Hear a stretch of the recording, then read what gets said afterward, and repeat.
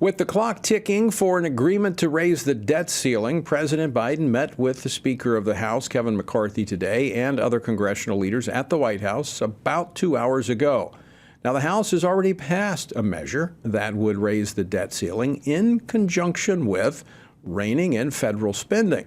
But the White House has vowed to veto it. With the specter of default looming, is the president inching toward compromise? Joining me now to discuss this and more is Congressman Chip Roy. He serves on the House Judiciary Committee, the House Budget Committee, and the House Rules Committee. He represents the 21st Congressional District of Texas. Congressman Roy, welcome back to the program.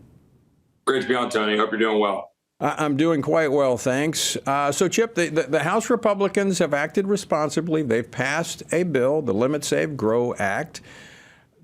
The normal process would have been for the Senate to take up the bill and do something with it, but the Senate scare leader, Chuck Schumer, is just continuing to say that the Republicans are holding the nation hostage, but he's done nothing.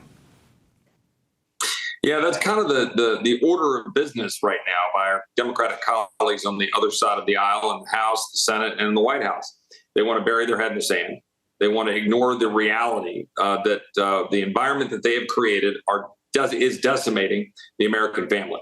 Inflation, destroying our way of life, targeting our ability to have affordable energy, undermining even our ability to get along as human beings, dividing us by race through critical race theory, through all the DEI offices, undermining the recognition of man and woman, where you can't even have, look at a swim meet and not see Austin Riley having to compete against somebody who's clearly a dude and, understand the reality of that. And that's what this administration is all about. And you might think that's a little far afield of your question, right? That we're talking about the funding of government and we're talking about the debt ceiling. But the problem is what we're trying to do is end the wasteful use of dollars, the reckless spending of dollars, the printing of money that drives up inflation, but importantly, funds the very tyranny of government that's undermining our liberty and undermining our way of life. We see it every single day, and we see it in the form of what I just described.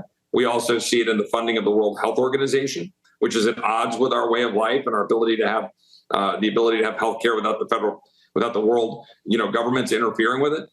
We see it with respect to Mark Houck getting targeted for being a pro-life activist, as we saw in the FACE Act hearing today. We see it in all aspects of life, like Scott Smith going to go to a school board and then being turned into a domestic terrorist by this weaponized FBI. So we're going to fight that. We passed a reasonable piece of legislation that lifts the debt ceiling, restricts the overall size and scope of the federal bureaucracy, protects our ability to have a military that will defend against China, stops the expansion of the IRS, stops the use of the student loan money, bailouts that's unfair, picking winners and losers, and importantly, ends the fat cat tax subsidies going to corporations to advance the Green New Deal agenda, which undermines our ability to have affordable energy. So we're doing it. It's time for the president to step to the plate.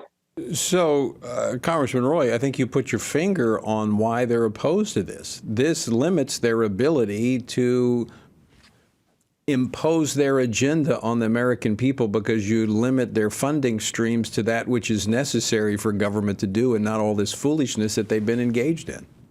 Yeah, and they're biting back. They recognize that we're actually identifying the problem. We've got our finger on the pulse of the problem. The average American is sick and tired of having a government that is weaponized against them, at odds with their way of life, and is at war with common sense.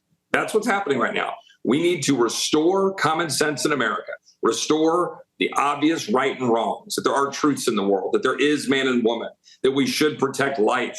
It goes all the way back to our Declaration of Independence, that we should stand up against a government interfering with free speech and freedom of expression and the religious exercise that we know is protected in the Constitution.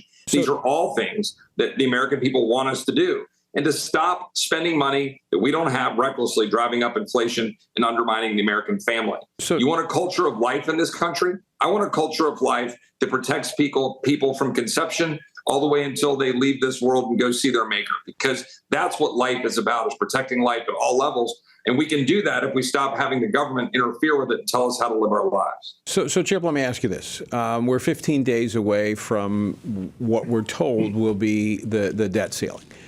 The president, this is the second meeting he's had with McCarthy, the speaker saying that, he sees a little light at the end of the tunnel. They're going to have the White House is going to appoint somebody to meet with the speaker's team. What do you see? How do you see this unfolding? Well, I think what you're seeing right now is the product of a united Republican front in the House of Representatives and, frankly, the Senate. We pass legislation and we send it over both for the debt ceiling as well as for border security last week. You have Senate Republicans, 43, sign a letter saying they were going to stand with us and they would not support cloture to proceed to something that didn't have serious fiscal reforms. The White House is shaking. They recognize that they've overreached. For 3 months, they've been saying that, they weren't going to sit down at the table. Guess what they're doing? They're sitting down at the table because they recognize that in a system of divided government, in a system of separation of powers, the president is obligated to sit down. And he knows, President Biden knows, that he and he alone will make the choice to default if there is default. There is no need to. We have the cash flow to pay our debts. We have the cash flow to manage Social Security. The president is playing games. So is Yellen. So we're calling their bluff. We're trying to be responsible stewards of taxpayer money, stop borrowing money and raising up the credit card limit. He knows it. So now he's sitting down. So what do I think will happen? I think he's going to sit at the table. I think he's going to come back with a weak offer.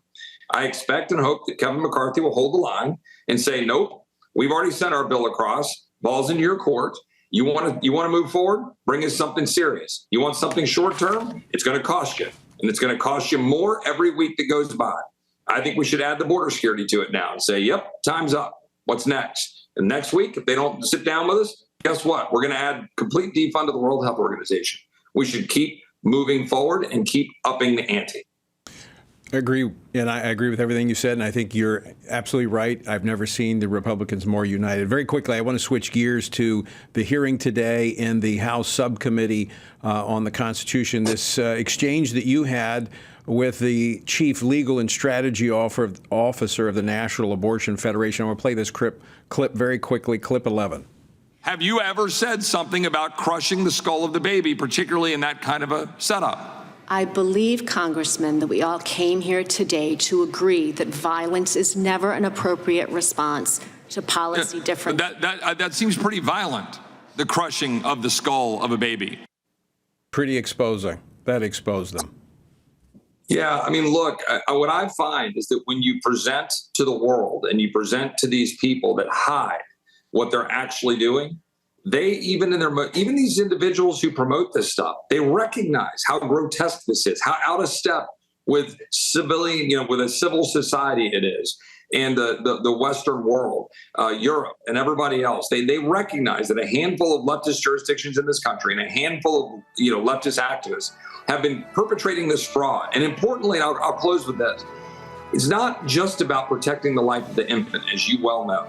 It's about protecting the lives of mothers who have been sold this false narrative now for multiple generations over the last 5 decades that executing the unborn is somehow better for them. Sure. And I'm tired of it. We got to We leave need it to there. do better.